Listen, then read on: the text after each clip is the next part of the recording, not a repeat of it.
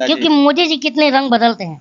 कभी बोलते हैं मैं पंजाब का बेटा हूँ, कभी माँ गंगा ने बुलाया है, कभी मैं बिहार का लाल हूँ, और बाद में पता चलता है कि मैं अडानी का दलाल हूँ। आप लोग तो बिके हुए हो, पहली बात तो बिके हुए हैं। बिल्कुल। कितने पैसे दिए आपने मुझे? आप अपने पर मत जाइए। नहीं सर, अगर आप लोग। नमस्कार, आप तमाम दर्शकों का स्वागत है हमारे चैनल दरानी न्यूज में। और आज आपको दरानी न्यूज पे एक नया चेहरा देखने को मिलेगा। काफी जाने माना नाम है उनका, और उनका नाम मैं क्या ही बताऊं। उनका नाम अगर आप गूगल करेंगे या यूट्यूब करेंगे, आप कहीं भी अगर उनका एक नाम का अगर आप सिंगल डिजिट भी अगर आप सर्च करते हो तो उनका नाम जो है यूट्यूब और गूगल के सर्चिंग लिस्ट में आता है। उनका नाम है छोटू दादा, और वो एक्चुअली कॉमेडी कंटेंट बनाते हैं। और अगर बात की जाए सोशल मीडिया पे तो मिलियंस ऑफ उनके लोग जो फॉलो करते हैं उनको, तो वो हमारे साथ आज मौजूद है। मेरे कैमरामैन सहयोगी से अनुरोध है कि जरा छोटू दादा को दिखाइए और उनसे मिलते हैं, और उनसे आज काफी सारी मजेदार बातचीत होगी। छोटू दादा जी, सबसे पहले तो आपका स्वागत है हमारे चैनल दरानी न्यूज में। हमारे दर्शकों को अपना इंट्रोडक्शन दे दीजिए। मैं छोटू कॉमेडियन हूँ। अच्छा, छोटू कॉमेडियन नाम है आपका? मुंबई से हूँ मैं।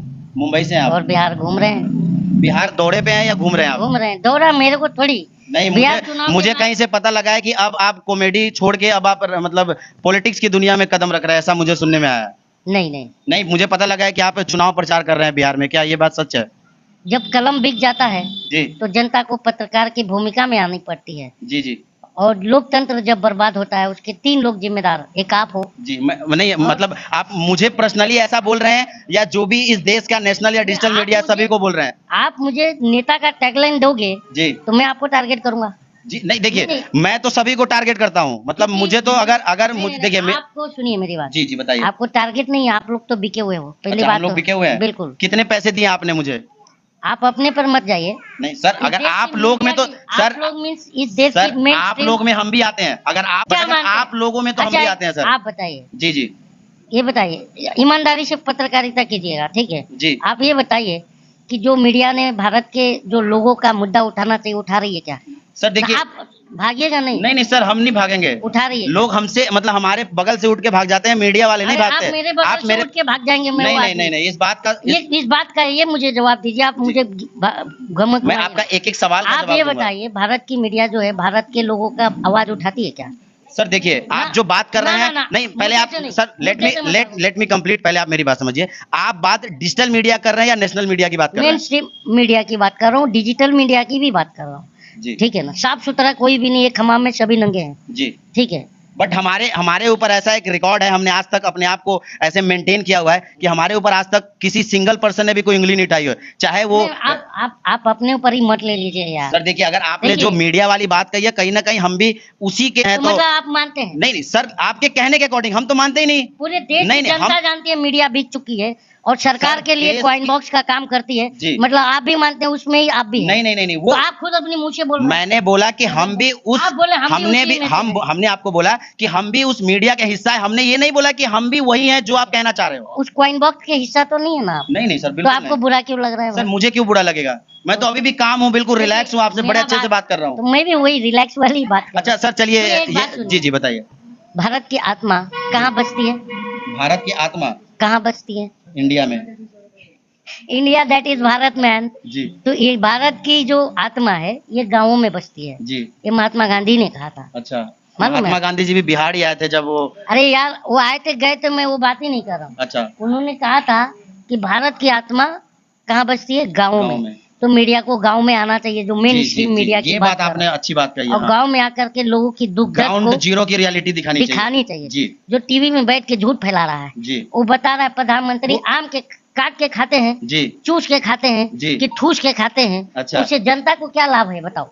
जनता ये दुकानदार है, चाहे रोड पर दुकान करने वाले सब रो रहे हैं आज। जी जी बिल्कुल, व्यापार भी मंदा है। ये इस बात का मैं आपका समर्थन करता हूँ कि ये जो सरकार है, जो करंट सरकार है, उससे देश में जो है बेरोजगारी बढ़ी है। ये आपने मुद्दे की बात कही। मीडिया नहीं उठा रही है और मैं घूम कर इस पर बात कर रहा हूँ, तो आप मुझे नेता बना रहे हैं। सर देखिए, एक्चुअली क्या है, मेरा बोलने का इंटेंशन वैसा नहीं था। पता नहीं आपने शायद थोड़ा नेगेटिव वे में ले लिया बातों को। नहीं, आप ले रहे हैं। मेरी बात सुनिए सर। जी जी, सबसे बड़ी बात, मैंने अभी आपको क्या कहा था? इस देश को आजाद किसने कराया? कलम ने जी। सही बात है। हाँ, लेकिन सभी का योगदान है सर। कलम का योगदान बहुत बड़ा है जी जी, मालूम है ना जी जी। लेकिन कलम बिक गया तो अफसोस नहीं है? आपका मानना है कि अब कलम जो है बिक चुका है? पूरे देश की जनता को मानना है। और जो आपका वीडियो देखेगा ना, वो भी कमेंट में बोलेगा ही अच्छा कि कलम बिक चुका है। इसलिए कि प्रधानमंत्री आज तक एक भी प्रेस कॉन्फ्रेंस किए हैं क्या? हाँ, 12 साल में। मैंने भी ऐसा सुना है ना, कि ना, वो किसी सुना वाला बात मत जी कीजिए। आप बताइए किया है क्या? लेकिन ऐसा देखिए, आप जो बोल रहे हैं सुनिए ना, आपकी बातों में कुछ हद तक सच्चाई है, बट आज भी हमारे देश की जो जनता है, सर पहले आप बातों को नहीं, आप बात से घुमाइए नहीं। जी जी प्रधानमंत्री को प्रेस कॉन्फ्रेंस करना चाहिए। बिल्कुल करना चाहिए सर, करना चाहिए। हम इस बात को बिल्कुल मानते हैं कि मनमोहन सिंह ने कितने प्रेस कॉन्फ्रेंस बिल्कुल करते थे, वो पता है मुझे। मोदी जी ने कितने किए? नहीं करते हैं वो। तो ये बताइए कि प्रधानमंत्री जब प्रायोजित अगर इंटरव्यू करे जी और उसमें कोई पत्रकार कहे जी कि पकौड़ा बेचना रोजगार है जी और वो कहे कि हाँ ये आंकड़ों में नहीं है, तो आप इसे कैसे तो ये बताइए कि ये 15 सालों से फिर सरकार क्यों है, इनकी सरकार क्यों नहीं गिर रही है, क्या रीजन है फिर? ऐसा अगर देखिए, आपके कहे अनुसार मैं अगर आपकी बातों को मानता हूं तो आज भी सत्ता में बीजेपी क्यों बनी हुई है, और भी जगह जहां पे बीजेपी की सरकार नहीं थी वहां भी बीजेपी आ रही है, क्या रीजन है? क्या लगता है कि बीजेपी किस चीज की पॉलिटिक्स कर रही है जिसकी वजह से जो उनकी सीटें है आए दिन बढ़ रही है? बीजेपी एक छिपकली है। जी छिपकली जानते हो? जी जी जानते हैं। वो क्या कहते हैं? हम लोग गांव में गिरगिट बोलते हैं सर। हाँ सुनिए ना, छिपकली की बात कर रहा हूँ मैं। जी जी वो दिन भर कीड़े मकोड़े खाती है जी और शाम को महापुरुषों की तस्वीर के पीछे छुप जाती है। सर मैं वही कह रहा हूँ, उसको बिहार में अगर आप किसी से पूछोगे तो छिपकली कम जानते हैं, गिरगिट के नाम से जानते हैं। जो भी अगर आप गिरगिट तो कलर बदलता है, नहीं, आजकल तो गिरगिट जो है जी। प्रधानमंत्री को देख लेता है तो अपना रास्ता बदल लेता है। वही रंग बदल लेता है क्योंकि मोदी जी कितने रंग बदलते हैं। कभी बोलते हैं मैं पंजाब का बेटा हूँ, जी। कभी माँ गंगा ने बुलाया है, कभी मैं बिहार का लाल हूँ, जी। बाद में पता चलता है कि मैं अडानी का दलाल हूँ।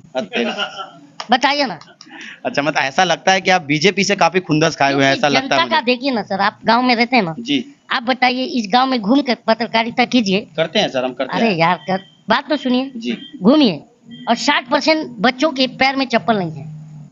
ये बात सत्य है या असत्य है, ये बताइए। देखिए चप्पल वाली बात तो खैर मुझे लगता है कि वो पहनना ना पहनना वो आपके और हमारे ऊपर डिपेंड करता है, और मैं इस बात को नहीं मानता कि लोग चप्पल इस वजह से नहीं पहन रहे हैं कि उनके अंदर गरीबी है, और इस बात को मैं नहीं मानता हूँ। आप ये मानते हैं कि गांव में जो अभी ये लोग देख घूम रहे हैं सब अमीर हैं?